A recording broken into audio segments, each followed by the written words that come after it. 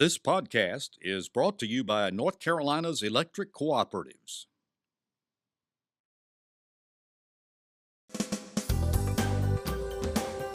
This is NC Spin, an unrehearsed discussion on issues of interest to North Carolinians. Now, here is your moderator, Tom Campbell. Thank you for watching this week's NC Spin. We've got lots to discuss this week, and we begin by talking about the formation of the new State Board of Elections and a hearing on potential voter fraud in the 9th Congressional District election. Last week, we told you about the possible move of the Department of Motor Vehicles to Rocky Mount. Well, that decision now seems to be in limbo, and we want to examine what's going on there. We'll also ask whether our state needs to revamp our economic development efforts, and of course, we asked the panel to tell us something we don't know. Speaking of the panel, we've got a great one this week. They include Joe Mavretic, former House Speaker, Chris Fitzsimon, director of the Newsrom, John Hood, syndicated columnist and author, and Tammy Barringer, former state senator. We begin our uninterrupted debate after these brief messages from our underwriters. They're up before dawn and work late into the night. They believe in hard work, family, and doing the right thing. They stand up for their communities when others walk away. They're good people who just want a fair shake. They are farmers. At North Carolina Farm Bureau, we are proud to stand with our farmers. Today's tools make you a real DIYer, and as a member of an electric cooperative, you have lots of valuable tools to help you do it yourself in controlling your home energy use and budget, leaving you free to be Dad. North Carolinians pay for health insurance for people in 37 other states, yet 300,000 of our citizens have no affordable health insurance options. Let's find a North Carolina solution for covering the uninsured. Visit careforcarolina.com.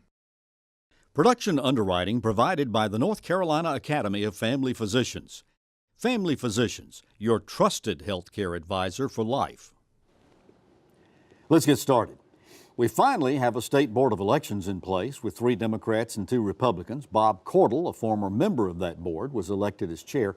Earlier this week, the board announced they would meet on February 18th to hear evidence regarding possible voter fraud in the 9th Congressional District elections.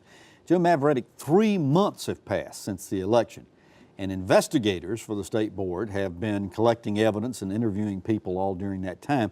But they're going to ask the board to either certify Mark Harris's 905-vote victory or require a new election.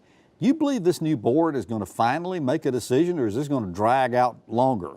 Well, Tom, the chairman said that they were going to take a vote as soon as they finished the public hearing. They've scheduled that building for 3 days instead of 2. I'm going to take him at his word. As I understand the process, it takes 3 votes to certify, it takes 4 votes to have a new election. There are 3 Democrats, 2 Republicans, which mean that if they have a new election, somebody's got to cross the line. So I think it's going to be interesting, but I think we're going to have a decision. Well, if they're going to certify, somebody's got to cross the line. Absolutely, but don't rule out the lawsuits that will follow. But Tamara, we're assuming all of this is going to be done along political lines, that Republicans are going to vote together, the Democrats are going to vote together, and they're all going to stick together. But when you're on boards like this, is the evidence the compelling factor, or you're a lawyer? It absolutely should be. I know this is not a Republican or Democrat issue. It's a people's issue, and it needs to be resolved as soon as possible with the right way, with the right evidence. And I'm going to take, as Mr. Mavretic said, I'm going to take him at his word that they're going to get it done, and the people will have their answers. John, the new board had a closed-door meeting on Thursday in which we're told the evidence that had been collected on this election was presented. Any leaks coming out of that meeting? Anything we know about what happened there? Not that I can share at this time. But I don't actually know. But what I will say about that is we have a lot of media reports about what had or has allegedly occurred during the election. They may all be right. There may be misunderstandings. That's why we had an investigatory process. While it's theoretically possible, there is a standard that would allow for the state board to decide that they're not going to certify this election, even though there aren't enough votes at risk. I think that standard is fraught with peril, and I suspect that if the investigative team for the State Board of Elections does not have evidence that shows that a significant number of ballots, enough to turn the outcome of election, are affected by the allegations, I think it will be difficult. And let me just say that if the board doesn't certify and it doesn't do a new election, then I think it's going to end up being certified. And then the U.S. House is going to have to decide whether to take him. Explain that now. Because there has to be a default. Something has to happen. I mean, the bottom line is to not certify can't be to order a new election because that's a higher threshold. All right, but Chris, what's the litmus test here? He says we have to be able to demonstrate that at least 900 votes could have been changed, or a substantial number. Right. I think there has to be some substantial number. I'm not sure that they're going to say 901 votes are in question, therefore we can't certify the election. But it has to be It has to be a significant number. Two other quick things. One is I think people, in some ways, are having unrealistic expectations about the meeting. There's not going to be tons of new evidence presented. I mean, there might be some. There'll be a public hearing. The staff has been working the entire time. It's also, so the board has already received that. We'll receive more information, and we have to trust those investigators. The second thing, which I think goes to Senator Barringer's point, a lot of this staff at the Board of Elections was hired during the McCrory administration. There are professional investigators. I don't think that there's some partisan staff over there now. I think that, as Joe said, I do trust them, take them at their word. I think we need to resolve this. I think we have to trust that the staff did a thorough investigation and the board will make the right decision. That's all we can do. Tom, also, 4 of the 5 new board members have been on boards of election before. County boards. So we have very experienced people that are involved in this process. But one of the things that we ought not to forget, and that's the history behind this kind of stuff in North Carolina. I was going to ask about that. I mean, good gracious, in the 1950s through the middle of the 1980s, EY and Zeno Ponder and Madison County were the textbook case in election fraud and all the bad things that could come out of that. Well, we even remember the Mike Easley hearings, remember? And it went on. Absolutely. So election fraud, particularly with absentee ballots, people who are ill, people who are not in the state, are fraught with peril. Tamara, Dan McCready has said he wants to have Mark Harris put on the stand, sworn in, and asked about this election. You think that's going to happen? I have no idea. Again, we've got to take the politics out of it. It's got to be about what the he's saying is that Mark Harris either knew what was going on or he turned his head to what was going on. Well, there was a lot of that is based on the Washington Post report, which says that Harris instructed his folks to hire Cray Dallas, who was at the center of this controversy, and that he knew about his history. I don't know if that's true, but I think that's what is. I believe that the reason why McGreedy is going in that direction is that the one situation where you could argue that you might need to throw the election out, even if there aren't enough ballots affected to determine the outcome, is if the candidate himself is judged to be responsible or guilty of crimes or something like that. At least implicated. I think that's where the argument is going. I don't think they're going to be able to pull that particular witness scenario off. Also, there's another issue about absentee ballots. As I understand the law, you must be alive the day that the vote is cast. Now, let's assume that you're a soldier in Afghanistan and you've sent your ballot in and 2 days later you get killed. Then when they start to count the ballot, do they count your vote or not? Well, do they know or not? Well, exactly. And so there are all kind of permutations here that could come to play. There is another one very quickly just to mention, which is that if a voter says, I think my ballot was mishandled, and the voter has cast a vote on election day, which happened apparently in some of these cases, then that's where we've got a problem. There may have been misdeeds. That doesn't necessarily argue that you should overturn the election if it didn't affect the vote being cast. Chris, we keep hearing the name McCray Dallas throughout this discussion. You think there are going to be any criminal charges that result from all of this? Well, I think there's certainly, I don't know, it's too early to tell, but it's certainly, if a lot of the media reports are true and that there are criminal investigations ongoing, he would be the obvious person and I think would be the one who's criminally investigated. I think that's not going to happen on February 18th, but I think that will happen later this spring or fall. They're going to have to make that determination. All right, so Tamara, the legislature said when they passed this legislature in their one of their special sessions, right the first of the year, before the first of the year, that in the event there's going to be a new election, they want a new primary as well as a general election. Yes, and I support that. You do? Yes, I do. Because if the election process was corrupt, then we need to start over. We need to start from the beginning.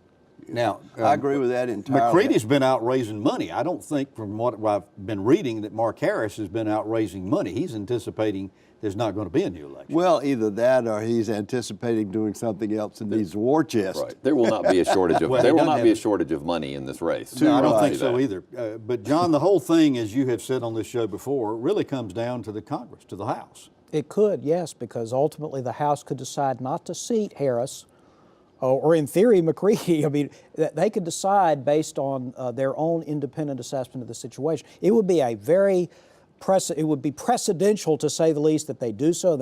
I think that members of Congress will be careful, but they do have that power. Let me move on to another area so far as the State Board of Elections. Y'all remember that back in August, ICE came in and demanded all of these records from 44 counties in North Carolina, voter registration and voting records and voter identification and so forth like that. The State Board said at the time, hey, wait a minute, we got an election coming up in 2 months. We ain't got time to do all of that. So they got a reprieve until January 29th, supposedly. Well, it still hasn't been collected. And there are representatives, Tamara, now that are saying, hey, the State Board ought to cough up these voter records. You agree or disagree with that? Well, certainly to the extent that those records need to be looked at to see if there's fraud or people who are not from this country voting in our state elections. But ICE never told what their reasons were. No, they didn't, for this. but we have now, the agreement is less than 500. Before it was millions, such a large number. Joe, is this new board, I mean, so we got a whole new group of people here. First of all, I think it can be said part of the reason why they haven't turned the records over is because they hadn't had a new board in place. But is this new board going to be looking at this with different eyes, perhaps? Well, certainly I think they're going to look at it with different eyes because of the composition of the board. But, you know, I'm a big fella who believes in what states ought to be able to do, and I don't like ICE being able to come down here and say, give us your records. We're not going to tell you why. We just want them. And particularly when they won't explain what it's all about. Well, in 2007, our state determined that the Department of Motor Vehicles headquarters in Raleigh was no longer safe. The building was no longer safe because of asbestos and fire code violations. And the legislature refused to appropriate money to build a new building and ordered DMV to find leased space and move out before the end of 2020. Now, out of 10 proposals submitted, the low bid came from owners of the old Hardee's headquarters who proposed rent of just over $2 million a year. Now, reaction from the announcement that DMV was going to move to Rocky Mount was fast and mostly negative, especially from the 440 employees who would be forced to move or face commutes of as much as 2 hours a day. Tamara, you were in the legislature last year when the budget was passed. Lawmakers were told in that budget to move it outside Wake County. What was the rationale behind this? Well, certainly the rationale I followed was not so much move it outside of Wake County, because you have to do a cost-benefit analysis whenever you move any large business organization. But the analysis that I relied on was the 2015 Joint Legislative Oversight PED report that pointed out that we have 92 million square feet of space that's owned by this state.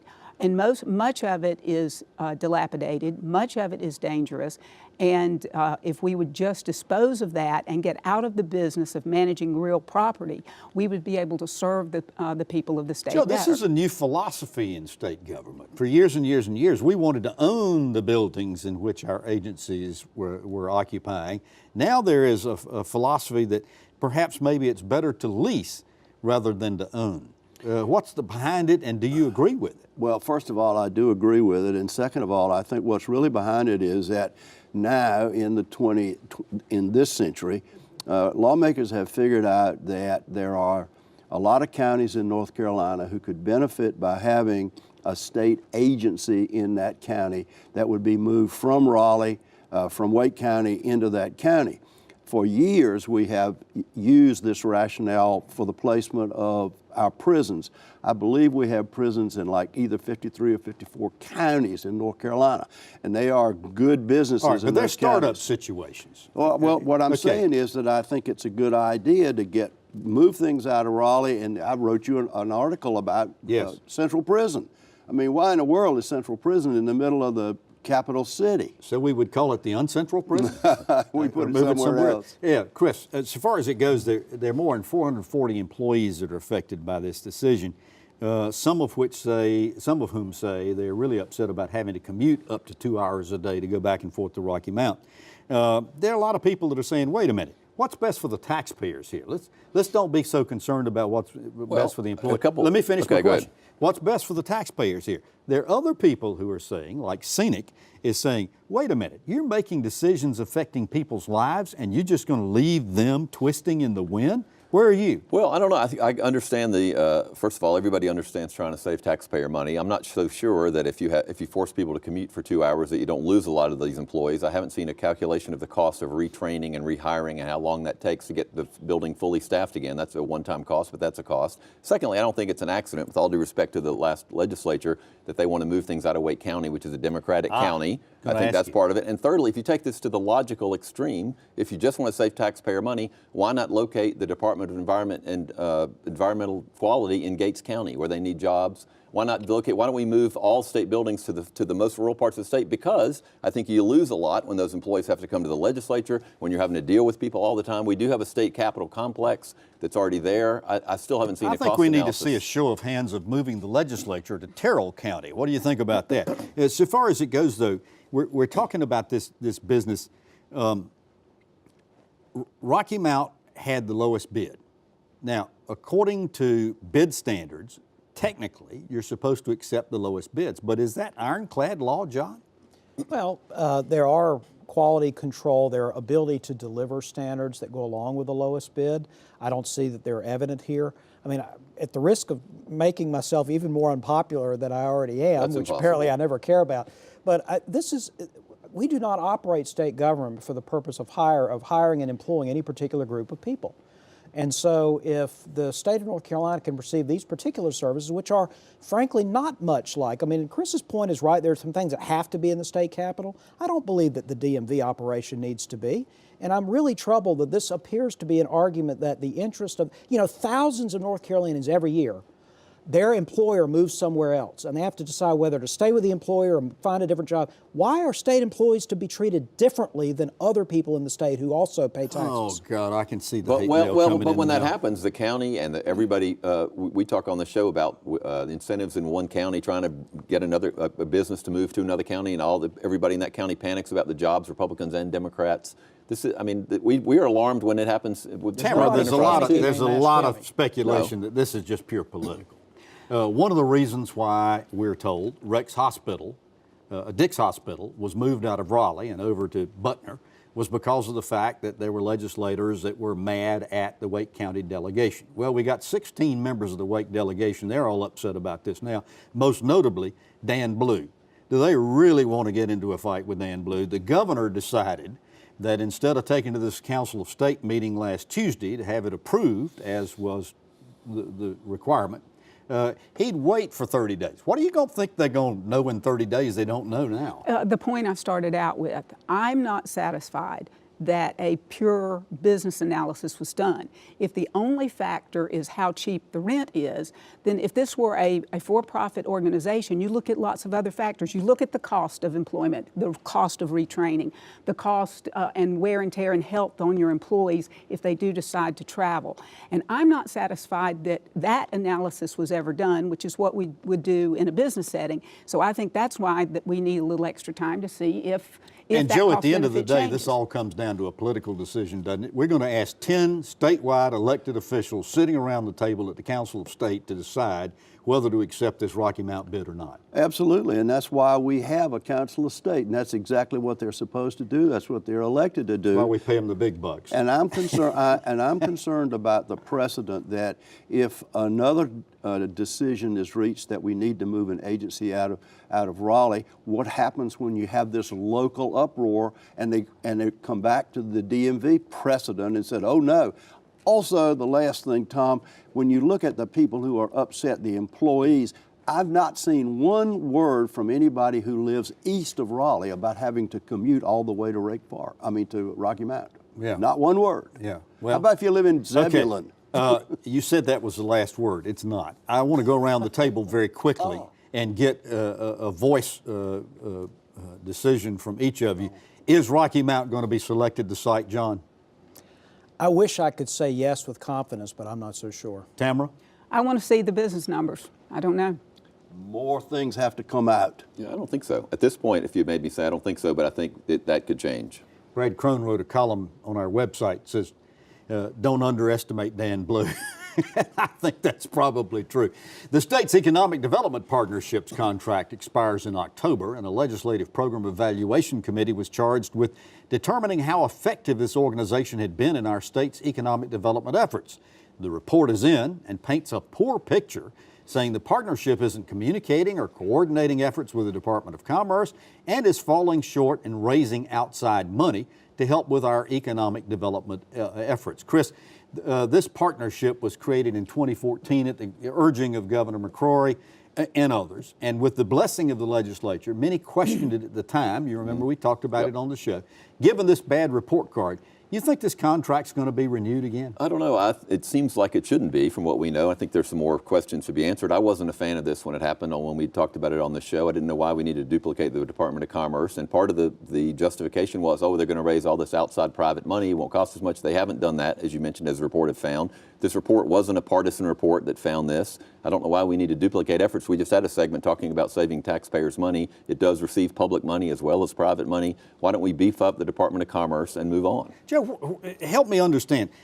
Why was it important to set this separate agency up to begin with? Well, you wanted two pieces of machinery.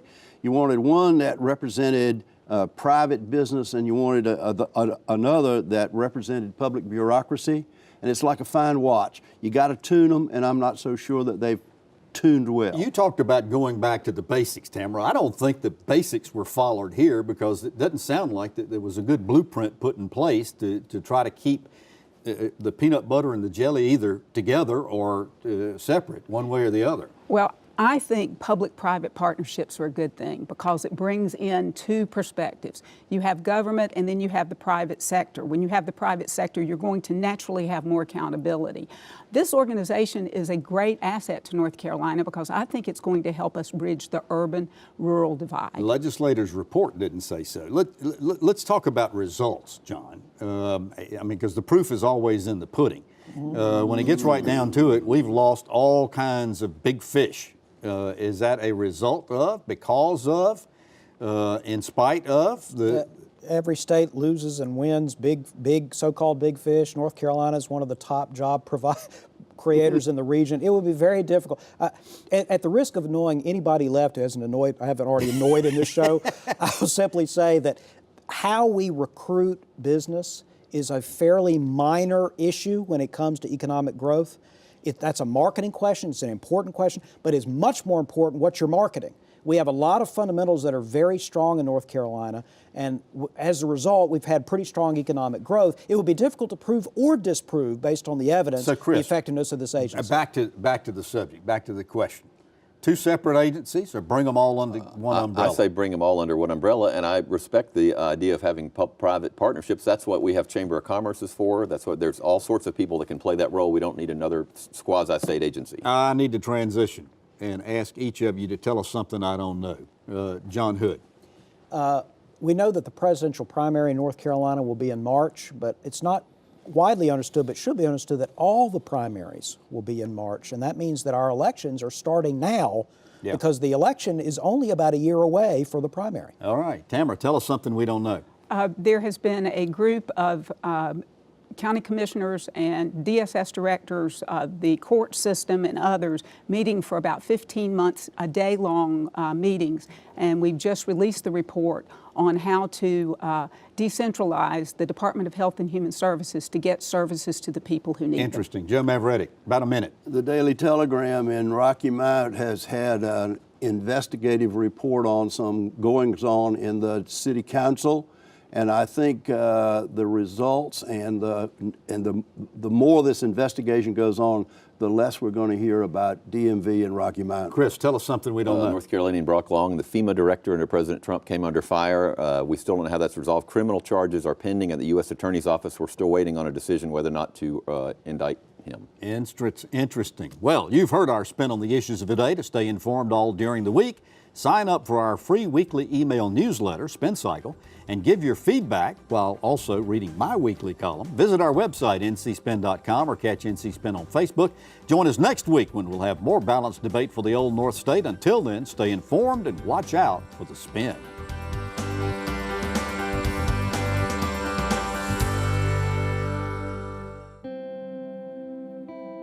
They're up before dawn and work late into the night. They believe in hard work, family, and doing the right thing.